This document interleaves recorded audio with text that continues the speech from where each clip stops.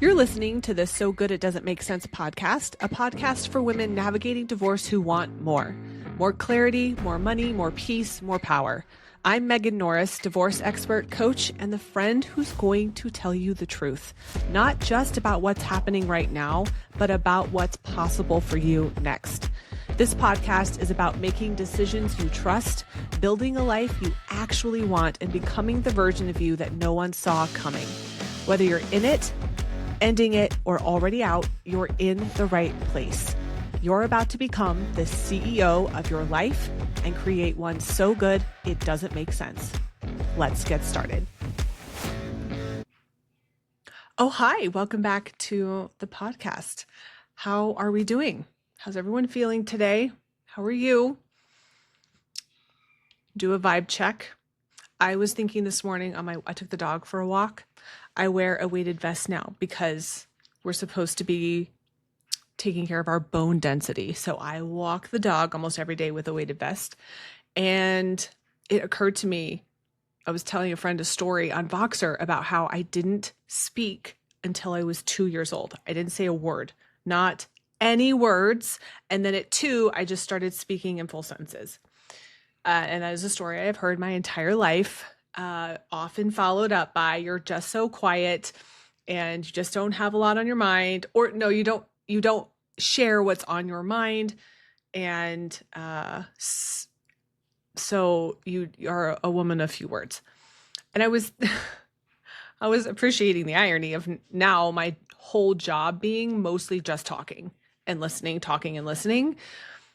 But it's also interesting because the last 17 to 20 years of my life have felt pretty lonely. I didn't really know what was going on with me. I didn't share my life with friends or even really family. I talked to my children and my then husband some, but it wasn't all of me.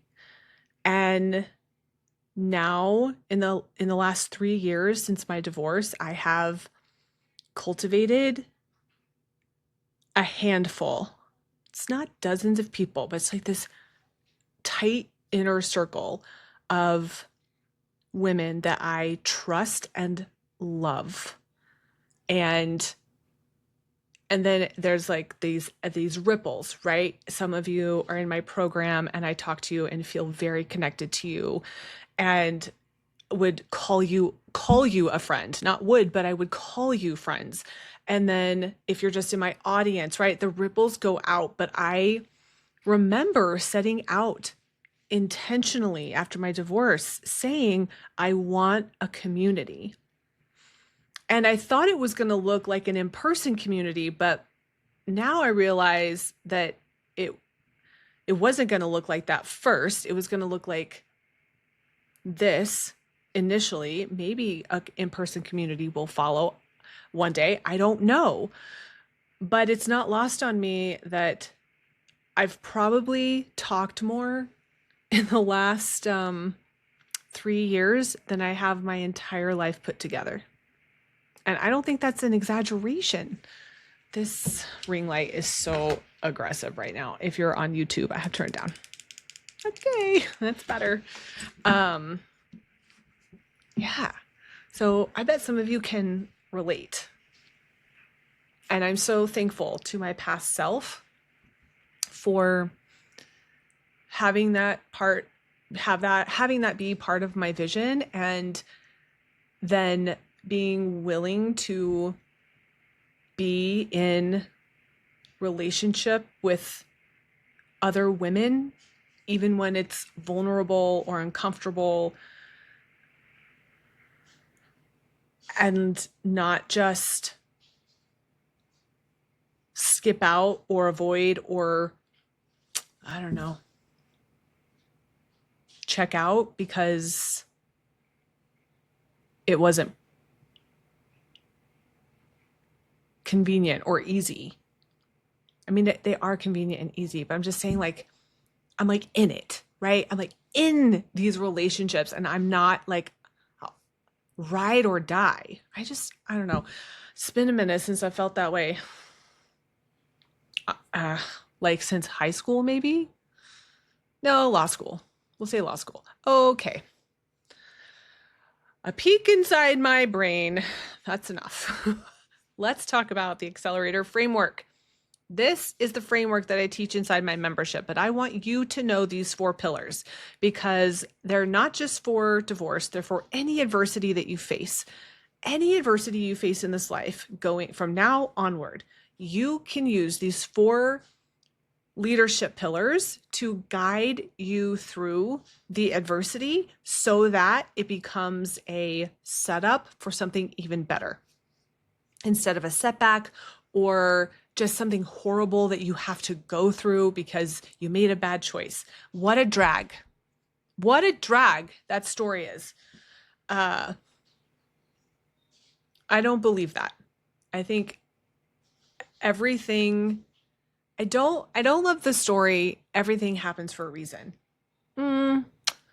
Okay, sometimes that feels a little gaslighty, but I do love the story that there can be a reason for everything, but you get to choose that. You get to choose the meaning of that and make it mean anything you want for your life. And this is how I teach women to do this through these 4 leadership pillars.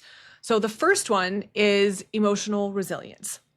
You need an upgrade in your emotional intelligence and how you handle and keep company with your own feelings in your own nervous system, what you make them mean, how you process them, how you use them for fuel. So everything we do or don't do as humans is because of how we think it will make us feel.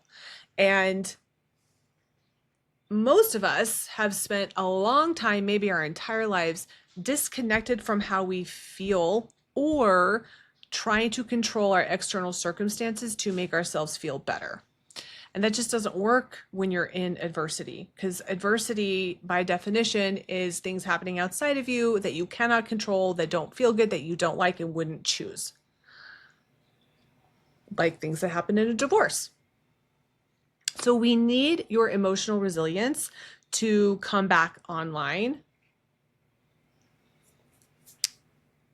or come online or expand in a big way. So you need to understand where do my feelings come from?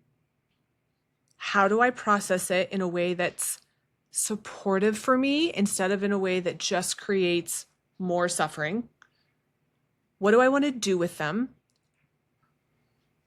How do I use them to propel me forward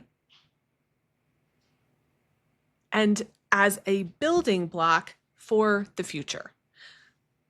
Your emotions are currency. It's like money, it's like water, it's like electricity. They are energy. And you are the investor. You get to decide where you invest the currency of your emotions. And most of us have been investing in things outside of us that we can't control. And then when that really reaches its peak clarity, the anguish we feel, the terror we feel at having to really appreciate how little control we have, we don't know what to do with it. And we go to great lengths to avoid it and end up creating more suffering for ourselves, slowing down. You can slow down the divorce process. You can, you'd slow down the ability to move through the process and also the arrival of what you want most. So you really need to understand emotional resilience in a different way. And I teach that more in depth. I go through all of the most pertinent emotions that my clients feel, anger, grief, sadness. I forget the rest. They're in the portal. But the emotional resilience is the first leadership pillar. Okay, number 2, your relationship to money This is a giant gap in the divorce space that really needs your attention. If you don't have a healthy relationship to money, you will feel like you are living in a perpetual state of not enough. And I know that we all think it has to do with the amount of money, but I'm here to tell you it doesn't. I have worked with clients with millions of dollars who have been convinced they're not going to have enough. And I have worked with clients who paid for coaching on their parents' credit card and were like, let's go. This is enough. Your circumstances don't matter. Your relationship to them is what matters. And money is overlooked. Nobody really wants to address this. So there is this scarcity permeating the entire divorce process from all sides. Attorneys, parties, right? Your ex, you, your kids. My kids were worried about money when we got divorced. I could tell they were like asking funny questions. And I looked at them one day. My oldest, I think he was poking around like, but how are we paying for things? Because I'd been a stay-at-home mom. And in their world, that didn't really change. They went to school, but I still picked them up. It still felt to them like I was a stay-at-home mom. And he was like, where is the money coming from? And I looked at him one day and I said, hey, I am making an income now and we are rich. We're rich. Did you know that? I had sold my house. I think I had $200,000 in the bank, $60,000 in retirement.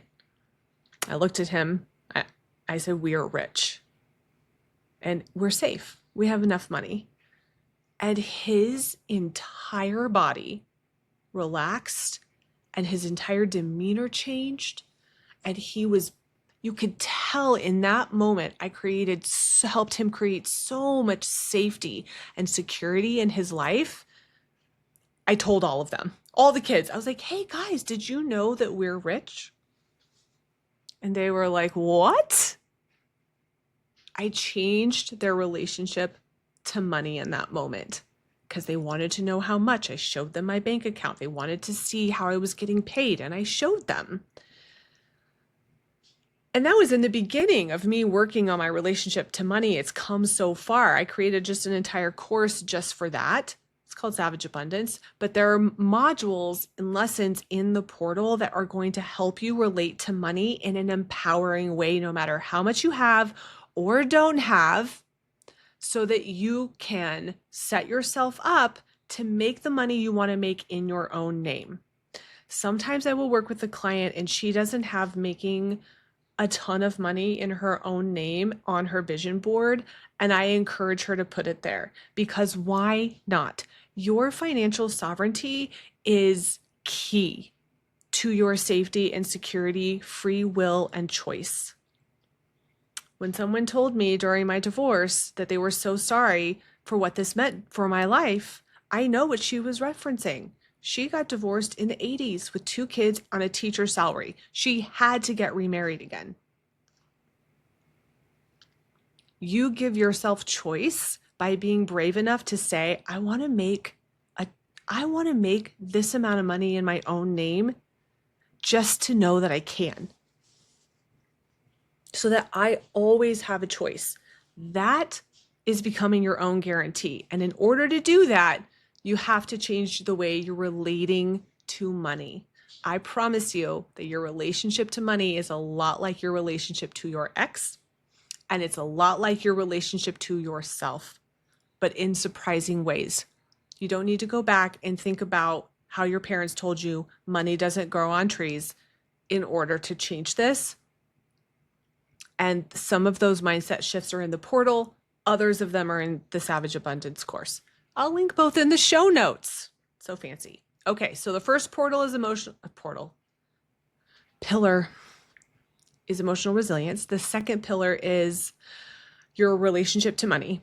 The third is vision-based decision making and understanding how your survival brain, I call it the divorce brain, wants you to not make vision-based decisions, but you need to know how, because if you don't, you're going to make decisions based on trying to feel better, which we covered in an earlier episode is not the point, or you're going to make decisions based on the past and what the past is telling you is available to you, and that's not the same thing as making a vision-based decision about what you want, how you want to move through your divorce, how you want to negotiate.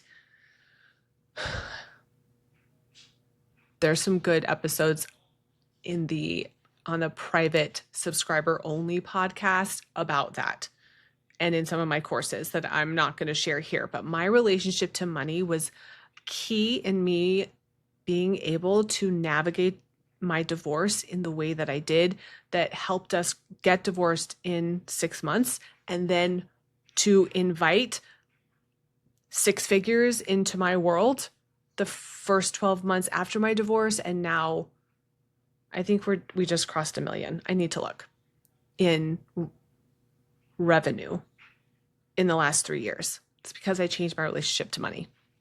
That's the third leadership pillar. The fourth and final one is lifestyle design, and making decisions in different areas of your life right now, even though your brain says you're not where you want to be yet. Making decisions in your life and designing your day-to-day life in a way that reflects where you want to go as if it's already happened as much as possible. And it's so interesting how tricky it sounds. So straightforward, right? Oh, okay, I get this. But your brain is highly motivated to not do any of those things because it's not our default setting. It is not how most of us were conditioned or raised. And chances are, if you're here, the end of this relationship and wherever you are in the divorce process has been a very intense experience, maybe even traumatic. So you've been living in fight or flight for a long time. That survival brain, your divorce brain, she is activated, and she's very powerful and very seductive and very good at getting what she wants, which is for you to stay the same, even if it's hurting you. She would rather you feel terrible and stay stuck than feel better and get what you want, because it's different. It is that simple. It is just a change, and she is already so activated that change feels like a threat, even if it's for the better. So when you take those 4 leadership pillars and you go out into your life, you're like, okay, I got this. I can do it. Couple things are probably going to happen. You're going to feel confused. Your brain will create confusion, or you will weaponize what I've told you and use it to beat yourself up in, oh my gosh, crazy ways. We do this. Or what else happens? You get confused, you weaponize the coaching, or you just forget. You just go back to default setting. You're like, oh yeah, I remember I was supposed to do that differently. But how do I do that here? Right? It'll tell you that, oh no, this circumstance is the exception to the rule. That's what your brain's going to do. It's just what we do. So changing that, I call it becoming the CEO of your life and your divorce. It works for all adversity. So becoming the CEO of your life, mastering those 4 self-leadership pillars informs everything you do, and that changes all the results you create. It will change your reality very quickly. The key is repetition. You have to practice it over and over and over again.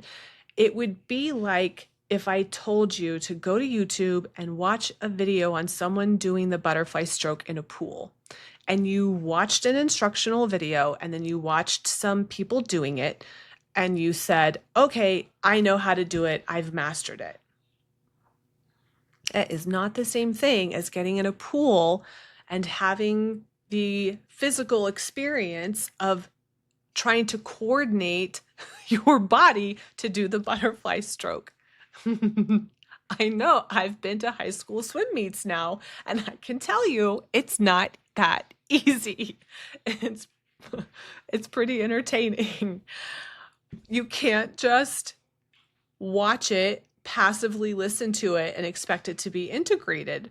You have to get into the arena of your life, as Brene Brown, famous for quoting, I think it was Teddy Roosevelt. You got to get into the arena of your life, and the people who are not in the arena, who are commenting from the stands, are irrelevant. But in order to really get into the arena of your life and have the agency that you want to have and the life you want to have, you have to practice, and you have to be willing to be a little vulnerable to do that, to get feedback and to increase your self-awareness. I saw a post on Instagram. I don't remember where it came from now, so I'm sorry, but it was talking about manifesting and how people think that they believe they have to learn how to manifest. And that's not true. We do not have to learn how to manifest. You already know how. It is your natural state of being. You are a creator. You've created your current reality, and you're in transition, creating a different one. Always. Even if you're just listening to me for entertainment and have nothing to do with divorce, everybody is always creating their reality over and over and over again. You are a master at manifesting things. Where it gets really fun is to start doing it with more awareness, intention, and choice, agency, where you start to realize that everything you're manifesting is a reflection of some part of you, and you can change what you pull into you and what you create through self-awareness, intention, and practice. And there's a million different ways to do this. I haven't unlocked some secret of the world. I think I just have a unique way of saying it in the face of adversity and the emotional distress that comes along with divorce often, that is really helpful. We can break it down. It's not complicated. It just gets tricky to execute on your own because you can't find the creative solution from within the problem. You need a different perspective. You need an outside point of view, because we often don't see our own limitations and our own thought errors. That's why I will always have a mentor,